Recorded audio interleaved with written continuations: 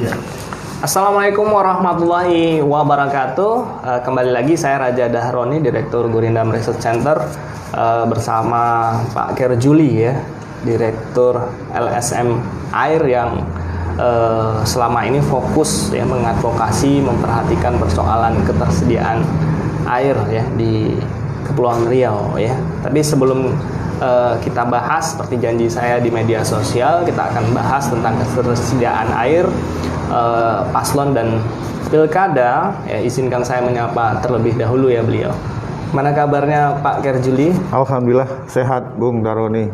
Tetap sehat dan selalu semangat. Oke. Baik, warganet dimanapun berada, mohon informasinya apabila tayangan ini kurang jelas nanti bisa komentar ya, dan kami mohon maaf untuk di Instagram ada sedikit gangguan ya sehingga tidak bisa ditayangkan. Nah, warganet dimanapun berada, nah kita sama-sama tahu sebentar lagi kita akan ya kurang lebih 134 hari lagi kita akan menggelar tahapan pencoblosan ya, pilkada serentak ya.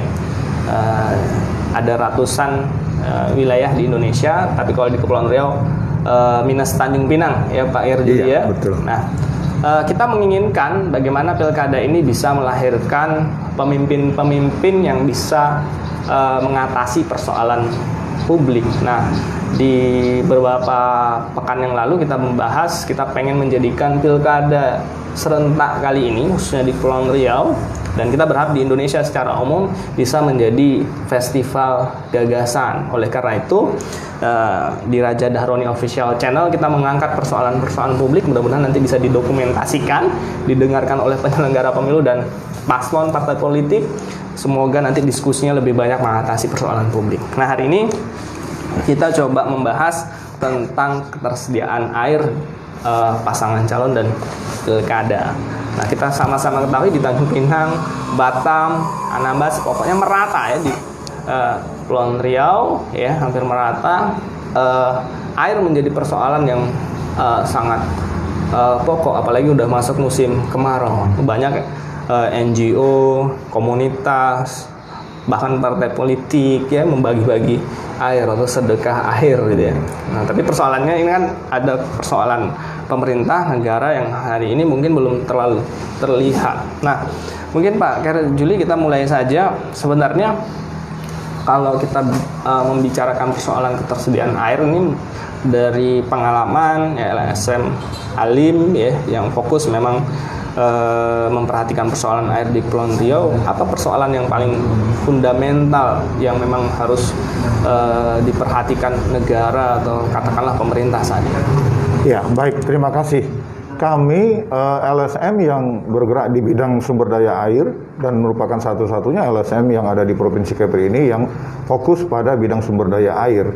Yang sejak tahun 2005 kita mulai berkiprah, 1 tahun setelah pemerintah Provinsi Kepulauan Riau ya 2004. Jadi dari tahun 2005 sampai dengan sekarang ini yang kami catat, kendala yang paling sangat fundamental itu yaitu adalah kurangnya kepedulian pemerintah daerah. Dalam hal ini kapabilitas kepala daerah itu yang dalam kacamata kami masih kurang, sehingga itu menyebabkan persoalan-persoalan kelangkaan air bersih dan air minum khususnya di Pulau Bintan, Kabupaten Lingga, Natuna, Anambas, Karimun. Berbeda dengan Batam, Bung Darhani. Batam itu ada kerjasama dengan pihak swasta yang dilakukan oleh otorita Batam ketika itu dan sampai dengan saat ini melalui sistem bagi hasil antara pemerintah dengan swasta, dan persoalannya relatif lebih baik Batam itu tadi dibanding Pulau Bintan dan daerah-daerah lainnya. Nah, ini yang menurut kami persoalan utamanya itu yaitu rendahnya kapabilitas kepala daerah. Kenapa? Karena sesuai dengan Undang-Undang 17 tahun 2019 tentang sumber daya air, sebelumnya Undang-Undang Nomor 7 tahun 2004 tentang sumber daya air, dan sebelumnya Undang-Undang 11 tahun 1974 tentang sumber daya air, itu memberikan kewenangan penuh kepada pemerintah pusat dan pemerintah daerah. Nah, jadi kewenangannya atas nama negara harusnya kepala daerah dan pemerintah daerah itu menjamin pemenuhan kebutuhan air baku dan menjamin ketersediaan air minum untuk pemenuhan kebutuhan pokok bagi masyarakat sehari-hari, karena itu merupakan hajat hidup orang ramai. Tetapi kenyataannya itu masih belum bisa dipenuhi itu. Belum bisa dipenuhi secara maksimal gitu oleh pemerintah daerah. Untuk Pulau Bintan sendiri itu cakupan pelayanan air plat merah, air PDAM itu baru sebesar 49% data dari PDAM. Data dari kami itu kami mencatat masih 41 sampai 42% karena perbedaan kita mencatatnya. Kalau PDAM itu dia mencatat 49% itu rasio antara jumlah penduduk dengan cakupan pelayanan di dalam area mereka. Ya. Tetapi kami rasio antara jumlah penduduk dengan jumlah pelanggan. Jadi masih sangat minim. Padahal rentang waktu antara tahun 2005 sampai dengan tahun 2015 itu ada target yang kita kenal dengan target MDGs. MDGs ya. Okay. Nah, itu juga tidak tercapai. Lalu sekarang kita memasuki target SDGs. 2015 sudah 5 tahun SDGs ini. Itu juga progresnya masih sangat lambat. Apa penyebab utamanya? Karena rendahnya kepedulian kepala daerah. Oke. Nah, sebenarnya kalau kita lihat regulasi tadi ya yang baru Pak Gerjuli sampaikan, sebenarnya idealnya bagaimana sih tata kelola ketersediaan air ini yang harus dilakukan. Kan memang kan kalau kita baca undang-undang pemerintahan daerah yang undang-undang 23 2014 kita punya pemerintahan yang berjenjang. Tapi paling enggak kalau kita kontekskan ke kepala daerah tadi kan ada tugas provinsi, ada kabupaten kota dan pemerintah pusat. Nah, tapi kalau kita konteksnya Kepulauan Riau tentu kan kepala daerahnya berkalian dengan provinsi dan kabupaten kota. Nah, sebenarnya kalau pengelolaan di kabupaten kota dan provinsi sendiri itu idealnya seperti apa, Pak Gerjuli? Iya, pembagian kewenangan antara pemerintah pusat, pemerintah daerah provinsi dan kabupaten kota itu juga diatur di dalam Undang-Undang Nomor 17 Tahun 2019 tentang kewenangan dan tanggung jawab gitu. Kalau pemerintah provinsi itu mengatur lintas antar kabupaten kota atau kabupaten-kabupaten atau kota-kota. Nah, sementara kabupaten dan kota itu di dalam wilayahnya. Tetapi juga itu juga terkait juga dengan wilayah, di mana ada wilayah strategis nasional. Di Pulau Bintan ini ada wilayah strategis nasional, Bung Daroni. Di Batam juga ada wilayah strategis nasional. Nah, di situ juga ada keterlibatan pemerintah daerah.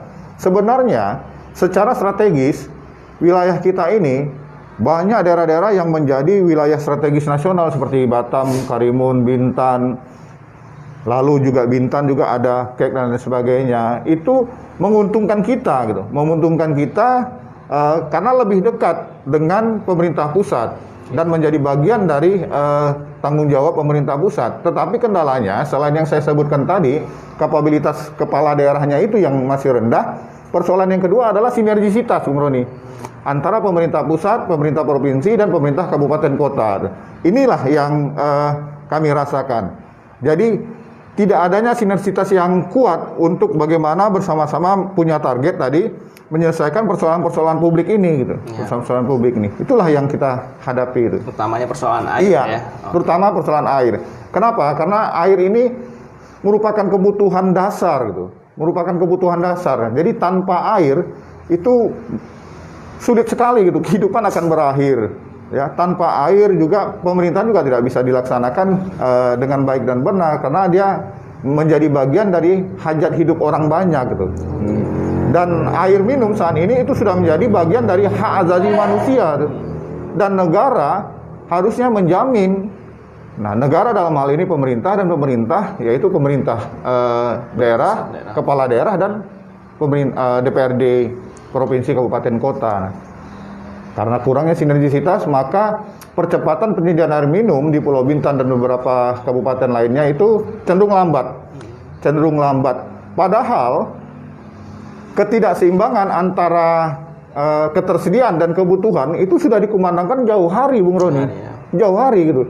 Itu disebabkan karena adanya pemanasan global, adanya perubahan iklim, adanya perubahan tata ruang, adanya perubahan kebijakan, adanya kepentingan-kepentingan industri yang lain sebagainya. Jadi alam saja sudah mengingatkan kita bahwasanya semakin ke depan itu ketersediaan air cenderung semakin menurun. Sementara kebutuhan semakin ke depan itu cenderung terus meningkat. Nah, ketidakseimbangan ini harusnya disikapi oleh pemerintah daerah, khususnya paslon-paslon, khususnya calon-calon kepala daerah. Karena kami mencatat dalam dekade 2005 sampai dengan sekarang itu persoalannya tadi itu. Pertama, karena rendahnya kapabilitas kepedulian kepala daerahnya. Lalu yang kedua, sinergisitas antara pemerintah pusat, pemerintah daerah, dan pemerintah kabupaten kota. Kalau potensi, Bung Daroni, potensi sumber daya air di Provinsi Kepri ini sangat berlimpah. Pulau Bintan itu pernah dikaji dan bahkan airnya pada waktu itu akan dijual ke Singapura. Lalu juga di Kabupaten Lingga itu memiliki potensi sumber daya air yang sangat luar biasa. Belum lagi di Natuna yang masih memiliki hutan yang sangat luas. Nah, kalau berbicara potensi sumber daya air, kita surplus. Nah, sekarang potensi kepemimpinan. Nah, tapi LSM Air pernah nggak membuat survei atau kajian berapa sih sebenarnya kebutuhan air? Ya, tadi memang nggak unik ya, potensinya luar biasa, tapi musim kemarau, musim-musim tertentu kita malah justru memekik. Iya. Jadi potensi yang besar tadi itu membutuhkan tata kelola. Nah, tata kelola itu tidak terlepas daripada kapabilitas tadi, sinergisitas terkait tadi yang saya sampaikan tadi. Nah, harusnya berkaca daripada persoalan yang sudah hampir 15 tahun ini, harusnya kita keluar gitu. Keluar dari persoalan itu gitu. Tidak lagi pada saat musim hujan kita berbicara dan ribut nih, medsos juga ribut nih, warganet juga berbicara masalah banjir. Lalu pada saat musim kering kita berbicara kelangkaan air. Harusnya itu kan dibalik. Tetapi selayaknya kita sudah tidak usah lagi membicarakan hal-hal yang terlalu sangat fundamental, dan ke depan harusnya itu sudah bisa teratasi gitu, progresnya sedikit demi sedikit. Nah, ini yang belum nih Bung Daroni. Jadi ideal. Nah, kita punya beberapa perusahaan ya. Nah, kalau menurut LSM Air atau Pak Kerjuli dan kawan-kawan, apa yang memang apa sih penyakitnya ya? Tadi selain kapabilitas ya, masalah sinergitas ya, penyakit yang begitu kronis ya, sehingga persoalan air yang harusnya tidak menjadi persoalan yang begitu perlu diperhatikan secara ini ya, karena kita memiliki potensi ya, tinggal tata kelola tadi ya. Apa persoalan pentingnya atau penyakit apa ini yang ada gitu menurut LSM Air, selain tadi ya persoalan pemerintah atau kepala daerah yang tidak memperhatikan persoalan ini dan sinergi tadi gitu ya. Apa yang memang perlu Menurut kami mungkin isunya itu dari tahun ke tahun, terutama menjelang pilkada, itu juga diangkat Bung Roni. Tetapi mungkin menurut kami itu kurang dikupas secara habis. Baik dikupas bersama akademisi, melalui kita seperti hari ini, dengan NGO, dengan pihak-pihak terkait gitu. Dikupas secara detail gitu, sampai dengan bagaimana rencana bila paslon ya sudah menjadi kepala daerah nantinya itu bisa menyelesaikan persoalan-persoalan, punya metriknya gitu, punya metriknya di tahun sekian, di tahun sekian, tahun sekian gitu. Belum dikupas tuntas, belum dituntas detail gitu, sehingga hanya menjadi isu-isu yang seperti selayang pandang saja, angin lalu saja gitu. Masuk dia tuh, masuk oleh KPU juga menjadi bahan salah satu perdebatan, bahan debat paslon gitu. Masuk juga dia di media streaming, media cetak dan sebagainya, isu-isu publik juga menjadi isu yang diperdebatkan, tetapi mungkin tidak dikupas secara habis. Tidak dikupas secara detail sebelum nantinya ia menjadi visi dan misi paslon tadi gitu. Nah, harusnya mungkin menurut kami lah, dan kami berharap sebenarnya Bung Daroni dengan difasilitasi seperti ini, persoalan-persoalan yang menjadi prioritas 1, 2, 3 itu harusnya dikupas habis lah. Ya. Karena setiap paslon itu mereka kan punya konsultannya, punya tim sesnya, punya pemikir-pemikir yang mampu lah. Nah, ini yang kita tunggu nanti gitu. Oke. Nah, menurut Pak Kerjuli tadi ya ada beberapa poin, ada metrik, plan ya, katakanlah tadi action plan ya, itu yang paling penting sebenarnya nggak hanya perencanaan tentang persoalan ketersediaan air, tapi action plan ya kalau saya tangkap tadi. Nah, apa sebenarnya poin-poin penting ya yang perlu ya ya agar nanti kita lebih simpel ya, masyarakat lebih simpel, kita juga lebih simpel memahami. Kadang-kadang kan dokumen perencanaan itu lebih tebal, lebih banyak tebalnya daripada substansinya. Kalau menurut Pak Gerjuli, pendapat Pak Gerjuli apa yang paling penting sekali ya terkait dokumen perencanaan, katakanlah action plan ya, sehingga memang kalau dalam perspektif persoalan publik air tadi, kepala daerah ini layak untuk ya paling tidak jadi pertimbangan kita untuk memilih lah gitu ya. Apa yang paling penting sekali action plan ya, yang perlu diukur ya, misalnya action plan perusahaan pengelolanya atau ketersediaan potensi air tadi, action plan apa yang memang harus dilakukan atau dimasukkan dalam dokumen. Ya, tata kelola sumber daya air itu kan memiliki skala prioritas, Bung Daroni. Ya. Nah, prioritas pertama yaitu pemenuhan kebutuhan pokok sehari-hari. Oke. Nah, datanya itu sudah dengan kasat mata bisa dilihat. Tapi tadi ada satu semacam kamuflase data lah menurut kami, karena kalau melihat cakupan pelayanan air bersih di Provinsi Kepri itu baik. Daroni. Oke. Baik, kenapa? Karena Batam yang 90% lebih cakupan pelayanannya itu bisa memberikan kontribusi data gitu. Jadi tertutup, Bintan tertutup, lalu Kota Tanjung Pinang tertutup gitu, lalu Lingga tertutup. Karena penduduk Batam juga kan relatif besar, hampir 70 atau 60% kan, Bung Daroni? Ya, 70 sampai 60%. Jadi kacamata Batam ini dijadikan kacamata provinsi, ya akhirnya kalau berbicara provinsi, persoalan air sudah tidak menjadi persoalan yang sangat mendasar. Ya. Tetapi kita lihat gitu, ada azas-azas tata kelola sumber daya air, seperti azas keadilan, azas pemerataan, azas kemampuan, azas berwawasan lingkungan dan sebagainya. Nah, harusnya itu tiap-tiap azas itu dipenuhi. Pulau Bintan itu yang paling sangat mendasar itu adalah segera menambah ketersediaan air bakunya, Bung Doni. Ya, oke. Nah, dan itu juga harus dilakukan dengan cara-cara percepatan penyediaan air baku. Nah, untuk percepatan penyediaan air baku, gubernur harus berani melakukan eksekusi. Dia sebagai eksekutor harusnya lebih melakukan upaya-upaya yang cepat untuk melakukan eksekusi, untuk membebaskan lahan yang akan dibangun, lalu bersinergi dengan pemerintah pusat gitu. Lalu yang paling mendasar juga, tidak cukup hanya menyediakan air baku saja. Ya. Kita juga harus menyediakan yang namanya WTP itu, water treatment, instalasi pengolahan airnya, baik distribusinya, transmisinya maupun distribusinya.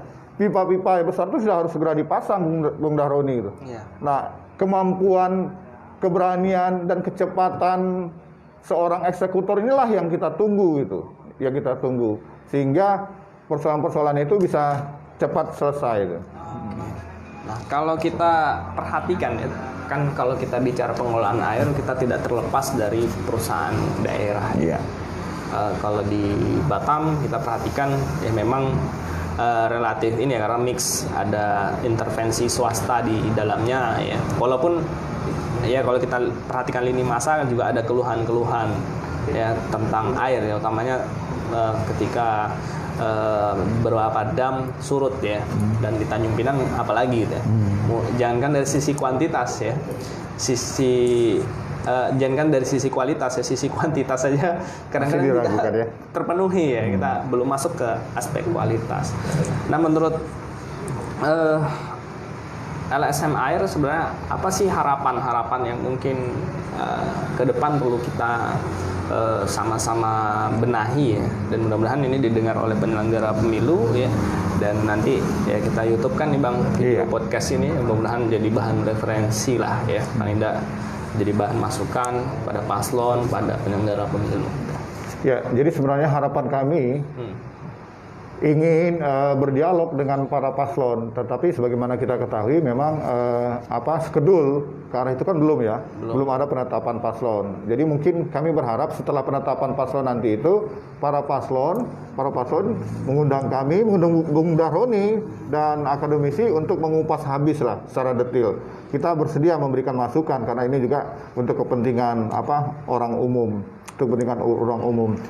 Nah, kita berharap ke depan kita memiliki para pemimpin, kepala daerah yang memiliki kapabilitas yang tinggi untuk menyelesaikan persoalan-persoalan publik, salah satunya air.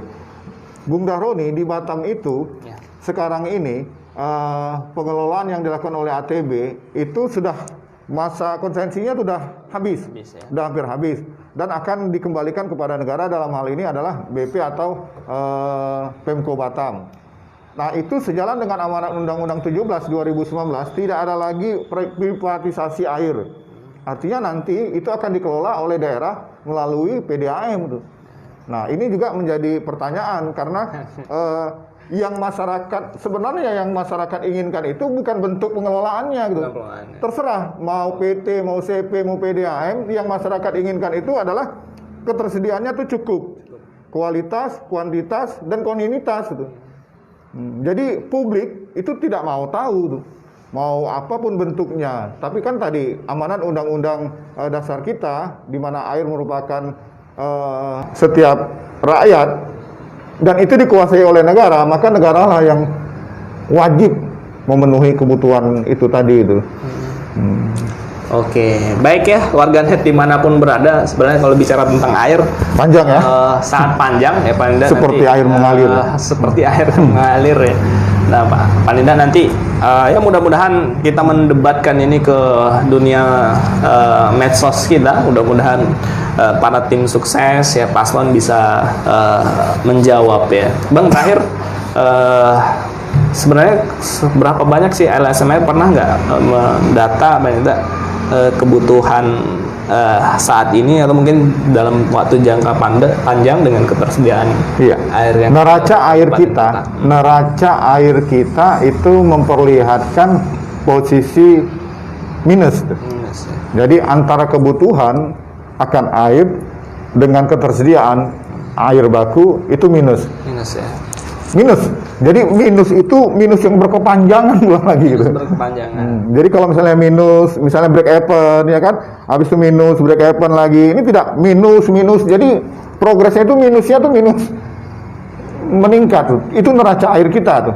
Tadi antara kebutuhan dengan ketersediaan itu terjadi kesenjangan yang sangat tinggi gitu, ketidakseimbangan yang sangat tinggi jumlah penduduk selalu naik gitu, tapi ketersediaan air justru menurun ya. Posisi kita jumlah penduduk itu di atas, ketersediaan airnya di bawah. Harusnya Bung Dahroni itu 30% rasio selisihnya itu pertumbuhan ketersediaan dulu, ketersediaannya di atas, pertumbuhan di bawah tuh. Nah, pertumbuhan, tapi kita ketersediaannya tetap terus, pertumbuhannya itu terus meningkat gitu. Nah, inilah membutuhkan keberanian tadi sebagai eksekutor negara, kepala daerah tadi. Lalu dituntut juga kapabilitas yang tinggi, itu sinergisitas seorang kepala daerah. Karena dia diberikan wewenang dan amanat oleh undang-undang, Bung Dahroni. Baik undang-undang pemerintah daerah maupun undang-undang sumber daya air itu sendiri gitu. Oke, baik warganet dimanapun berada, alhamdulillah tidak terasa sudah 30 menit kita membincangkan persoalan ketersediaan air. Warganet dimanapun berada, bagi Anda yang ingin persoalan publiknya dibahas, ya, tentu ini dalam rangka ya bagaimana kita nanti sebentar lagi kita melakukan pilkada. Kita berharap pilkada ini menjadi festival gagasan, ya, adu program, bukan adu unsur sara ya, yang tentu tidak bermanfaat banyak bagi kita ketika nanti paslon sudah terpilih ya. Barangkali kalau kita banyak gagasan, ya paslon yang satu yang mungkin yang terpilih ya, bisa menggunakan gagasan-gagasan kita sehingga kita merasakan banyak manfaat dari pilkada yang kita pikir kalau lihat anggaran lumayan besar ya, bisa kita gunakan untuk ketersediaan air. Betul. Nah, tapi kan kita berharap hasilnya justru maksimal ya. Sekali lagi saya sampaikan pada warganet, mohon masukan kira-kira persoalan publik apa. Dan masyarakat juga selalu bertanya nih Bung Daroni, Ya. masih layakkah memilih gubernur gitu? Ya, itu. Dengan tegas kami sampaikan wajib gitu. Wajib. Nah, karena dan jangan golput. Cuman mudah-mudahan nanti bisa diyakinkan oleh para paslon itu tadi gitu. Nah itu yang pertanyaan, sudah hampir beberapa dekade, ya kan, masih seperti ini juga, masih layakkah memilih gubernur? Gitu. Kami nyatakan wajib. Oke, nah itu barangkali closing statement ya. Tapi memang ini catatan tersendiri, Gerindra Research Center sudah melakukan survei pada tahun sebelumnya. Memang secara budaya memang kita punya hal yang berat nih ngajak pemilih untuk memilih berdasarkan program. Nah, selebihnya banyak responden 60% memilih karena tadi ya, karena lebih banyak personnya, tapi ironis di bawah 5% memilih karena program. Nah, maka itu GRC punya tanggung jawab moral untuk mengangkat ya bagaimana kualitas demokrasi kita bisa naik ke depan, kita naik kelas lah, tidak berdebat dengan persoalan-persoalan yang sifatnya sara ya, atau politik identitas dan lain sebagainya. Karena kita merasakan, kita menyadari pemimpin perlu baik, dan ada satu kata kunci lagi, kompeten. Nah, ya. Nah, baik warganet dimanapun berada, kami mengucapkan terima kasih sudah menonton ya tayangan ini, mudah-mudahan bermanfaat. Saya mengucapkan mohon maaf dan terima kasih. Billahi taufiq wal hidayah. Assalamualaikum warahmatullahi wabarakatuh. Waalaikumsalam warahmatullahi wabarakatuh.